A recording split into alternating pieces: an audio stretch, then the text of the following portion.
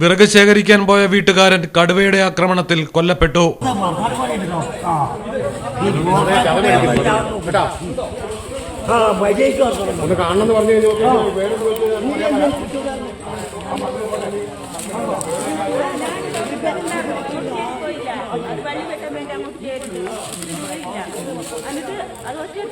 വയനാട് പുൽപ്പള്ളിയിലാണ് സംഭവം. വണ്ടിക്കടവിൽ മാരൻ എന്നയാളാണ് കടുവയുടെ ആക്രമണത്തിൽ മരിച്ചത്.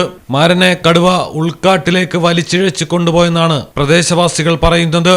വനവകുപ്പ് ഉദ്യോഗസ്ഥരെത്തിയാണ് മൃതദേഹം കണ്ടെടുത്തത്. എന്നാൽ ജനവാസ മേഖലയോട് ചേർന്നുള്ള സ്ഥലത്ത് വെച്ചാണ് ആക്രമണം ഉണ്ടായിരിക്കുന്നത്. ശബ്ദം കേട്ട് തിരിഞ്ഞു നോക്കുമ്പോൾ മാരനെ കാണാനുണ്ടായിരുന്നില്ല എന്ന് സഹോദരി പറയുന്നു.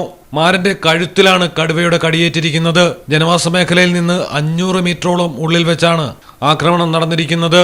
കുറച്ചു ദിവസം മുൻപ് പ്രദേശത്ത് കടുവ പോത്തിനെ ആക്രമിച്ചിരുന്നു. എന്നാൽ പിന്നീട് വനം വകുപ്പ് മതിയായ ജാഗ്രത സ്വീകരിച്ചില്ലെന്നും നാട്ടുകാരുടെ പ്രതിഷേധം. മലയാളം ടെലിവിഷൻ, വയനാട്. ഇനി നിങ്ങളുടെ വീടുകൾക്കും കെട്ടിടങ്ങൾക്കും മരത്തിനേക്കാൾ വിലക്കുറവിലും മരത്തെ വെല്ലും കരുത്തുമായി ഫെയർടെക് സ്റ്റീൽ വിൻഡോ ആൻഡ് ഡോർസ്.